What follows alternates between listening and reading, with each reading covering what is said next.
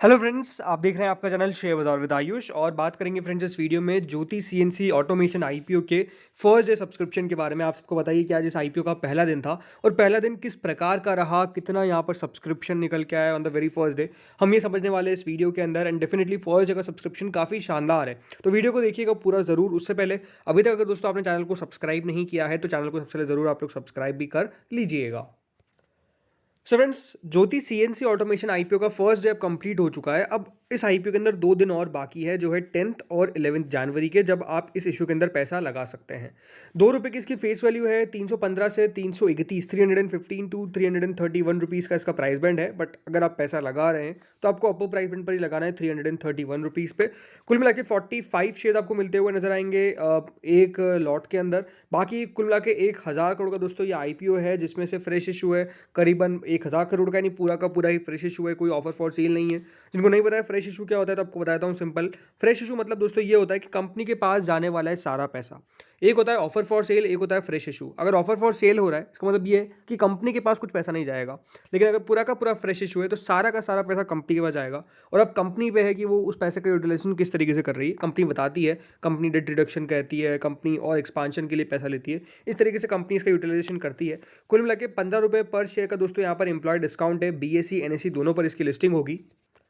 इस कंपनी का ऑब्जेक्टिव क्या है इस 1000 करोड़ से, तो दोस्तों इसके लिए कंपनी करने वाली है अपना repayment of certain borrowings. Company अपने कर्ज को, अपने डेट को कम करती हुई नजर आएगी। कंपनी को पैसा चाहिए अपनी long term working capital requirements के लिए, तो कंपनी वहां पर भी फंडिंग करेगी। और कुछ कंपनी के जनरल कॉरपोरेट पर्पसेज है जहां पर कंपनी इस पैसों का यूटिलाइजेशन आपको करती हुई नजर आएगी। फ्रेंड, सब्सक्रिप्शन से पहले हम ये समझते हैं कि कितना कितना हर एक कैटेगरी को दिया गया है। ठीक है, मतलब पूरा 100% है 1000 करोड़, उसमें से कितना कितना हर एक रिजर्वेशन, कितना कितना हर एक कैटेगरी को मिला है। तो कंपनी ने दोस्तों ऑलरेडी 45% जो इशू है वो अपने एंकर इन्वेस्टर्स से रेस कर लिया है, यानी ऑलमोस्ट 100% में से आप 45% पहले माइनस कर लीजिए। कंपनी ने कुल मिला के 447.75 करोड़ रुपीज़ रेस करे अपने एंकर इन्वेस्टर से, तो इसको ऑलरेडी साइड कर दीजिए। इसके बाद दोस्तों आता है 30% रिजर्वेशन जो दिया गया है क्वालिफाइड इंस्टीट्यूशनल बायर्स को। जी हाँ, ऑलमोस्ट 30% जो है वो यहाँ पर दिया गया है क्यूआईबीज को, करीबन 298.50 करोड़ के आसपास यहाँ पे दिया गया है क्यूआईबीज को। 15% दिया गया है एचएनआईज को, जिसमें से ऑलमोस्ट 149.25 करोड़, जिसमें दो एचएनआई कैटेगरी होती है जिनको नहीं पता है, एक बिग एचएनआई, एक स्मॉल एचएनआई। बिग एचएनआई वो कैटेगरी होती है जिनकी बिड अबाउट 10 लाख होगी, यानी अगर आप 10 लाख से ऊपर की बिड लगा रहे हैं तो दोस्तों आप बिग एचएनआई में आ जाएंगे। लेकिन अगर आप 10 लाख से बिलो की बिड लगा रहे हैं तो आप दोस्तों फिर आ जाएंगे स्मॉल एचएनआई में। तो बिग एचएनआई को दिया गया है 10%, स्मॉल एचएनआई को दिया गया है 5%। कुल मिला के इस तरीके से वो 149.25 करोड़ रुपीज़ बांटे गए हैं। फिर आती है रिटेल कैटेगरी, जिसके पास सबसे कम पोर्शन है, करीबन 99.5 करोड़ का, 10% का बाकी का ये इशू है। और कुल मिला के इस तरीके से 100% जो है कंपनी ने बांटा है। आपके सोचने में यही होगा कि रिटेल इन्वेस्टर्स को सबसे कम क्यों दिया गया है। तो दोस्तों कंपनी क्योंकि लॉस में थी और कंपनी क्योंकि प्रॉफिट में नहीं आ पाई थी जब कंपनी ने यहाँ पर फाइल करी होगी डीआरएचपी, और उससे पहले भी देखिए कंपनी को कंजिक्यूटिव ईयर्स तक प्रॉफिट देना पड़ता है, एटलीस्ट 3 साल। तो उसके बाद दोस्तों कंपनी जो है वो यहाँ पर जो पोर्शन है वो कर रख सकती है 35% रिटेलर्स के लिए। पर क्योंकि कंपनी लॉस में थी इसलिए दोस्तों कंपनी को यहाँ पर जो रिजर्वेशन है वो रखना पड़ा ओनली 10% फॉर द रिटेल। तो इसका कारण दोस्तों 10% का, कि कंपनी ने 10% पोर्शन क्यों रखा है ओनली फॉर द रिटेल। तो होपफुली ये तो आपको समझ में आ चुका होगा। अब दोस्तों बात करते हैं आज कितना सब्सक्रिप्शन निकल के आया on the very first day. सबसे पहले शुरू करते हैं इसमें क्यूआईबीज से। तो क्यूआईबीज ने कुल मिला के 0.02 टाइम्स पहले दिन इस इशू के अंदर पैसा लगाया। नहीं, आप खुद समझ सकते हैं कि क्यूआईबीज को ऑलमोस्ट 90 लाख 18,000 शेयर्स ऑफर किए गए थे, बट 1,47,000 1,47,000 शेयर्स के लिए एप्लीकेशन आई। ओनली 4.89 करोड़ रुपीज़ पहले दिन हमको क्यूआईबीज से आते हुए देखने को मिले। कोई बहुत बड़ी चौंकाने वाली बात ये नहीं है, बिकॉज क्यूआईबीज मोर ओवर दोस्तों फर्स्ट डे नहीं लगाते हैं, आखिरी दिन पैसा लगाने वाले होते हैं। तो क्यूआईबीज का मेनली हमको देखना होता है कि आखिरी दिन किस तरीके का पैसा उनके द्वारा आ रहा है।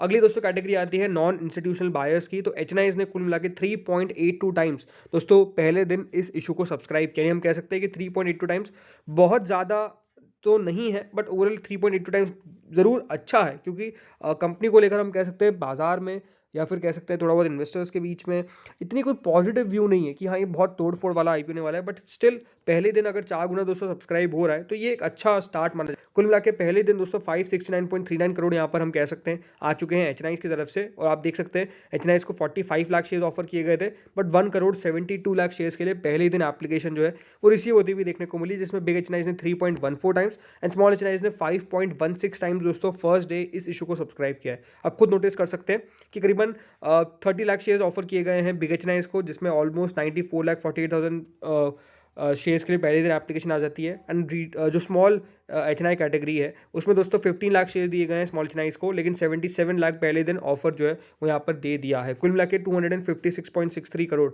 हम कह सकते हैं स्मॉल एचएनआई की तरफ से पहले ही दिन इस आईपीओ में रिसीव हुआ, तो अच्छा खासा सब्सक्रिप्शन है।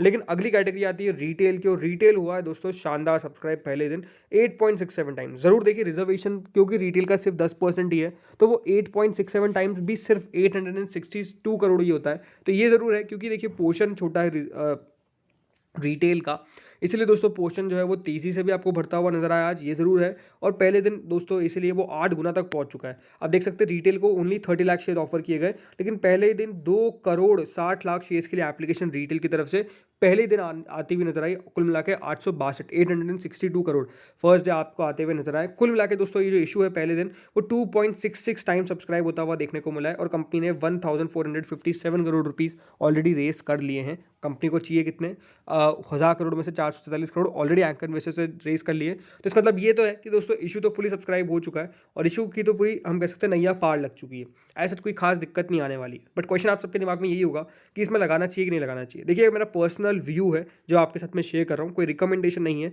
कोई भी व्यू के अपने रिकमेंडेशन के लिए आप अपने फाइनेंशियल एडवाइजर से कंसल्ट करें कि आपको आईपीओ में लगाना है कि नहीं लगाना है। मेरा व्यू क्या है कि इसके अंदर सिर्फ रिस्क टेकर्स ही पैसा लगाए। रीज़न सिंपल है, क्योंकि दोस्तों अब कोई ऐसी तोड़फोड़ कंपनी नहीं है ये जिनके नंबर्स आपको बहुत ही एक्स्ट्रा ऑर्डिनरी आते हुए देखने को मिल रहे हैं। कंपनी का बिजनेस सही चल रहा है, बट अभी भी दोस्तों फंडामेंटली कंपनी का बिजनेस उतना साउंड आपको नहीं दिख पाएगा, क्योंकि जो कंपनी की एक फॉरेन सब्सिडरी है वो उतना बढ़िया नहीं कर पा रही है। कंपनी की दोस्तों 3 मैन्युफैक्चरिंग फैसिलिटी है, 2 इंडिया में है और एक फॉरेन कंट्री में है।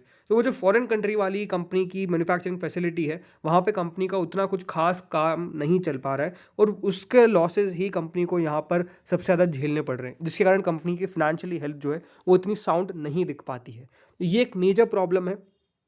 अच्छी बात क्या है इस कंपनी को लेकर, प्रमोटर्स काफ़ी शानदार है, और आई थिंक जिस बिजनेस में है वो भी लगातार ग्रोथ तो दिखा रहा है, इसमें कोई डाउट नहीं है। बट मेरे हिसाब से बाजार दोस्तों अर्निंग्स ग्रोथ को बहुत ज़्यादा अभी वैल्यू दे रहा है, और रीसेंट पास्ट में भी हमने जो आईपीओज देखे जहाँ पे दोस्तों रेवेन्यू ग्रोथ, जहाँ पे कंपनी की फाइनेंशियल ग्रोथ अच्छी थी उसको बाजार ने सलाम किया, बट जहाँ पर नहीं थी तो उसको बाजार ने थोड़ा सा हम कह सकते हैं गिराया है, राइट। उसकी इतनी अच्छी लिस्टिंग नहीं हो पाई, तो वो एक बड़ा रीज़न है जो मेरे हिसाब से यहाँ पर प्ले करता हुआ नज़र आ सकता है। बाकी अगेन जो भी आपको फाइनल डिसीजन लेना है आप ले सकते हैं, और जो भी आप फाइनल डिसीजन ले कमेंट सेक्शन में जरूर आइएगा। लेकिन हाँ, कितना करंट ग्रे मार्केट चल रहा है, तो अभी करंटली 22% के आसपास ग्रे मार्केट चल रही है। कल तक 30% थी, तो फिर से दोस्तों ग्रे मार्केट में तो गिरावट देखने को मिल गई है। बाजार भी अगर आप देखेंगे तो बहुत खास नहीं दिख रहा है। आज ज़रूर तेज़ी हमको देखने को मिली, बट वो तेज़ी आपको पता है सारी ऑलमोस्ट बाजार ने खो दी थी, तो वहाँ भी हमको उस प्रकार का मूव देखने को नहीं मिल रहा है। और 73 रुपीज़ करंट ग्रे मार्केट आ चुकी है, जो ऑलमोस्ट 22% होती है। तो सुबह तक 30% चल रही थी और अब 22% है, तो आप खुद समझ सकते हैं कि यहाँ पर भी गिरावट हमको साफ साफ देखने को मिल रही है। तो फ्रेंड्स, इस वीडियो में तो इतना ही था। होपफुली आपको वीडियो बढ़िया लगा होगा। अगर लगा तो लाइक कर देना, चैनल से पहली बार जुड़े हो सब्सक्राइब जरूर कर दीजिएगा। Thank you friends for watching this video.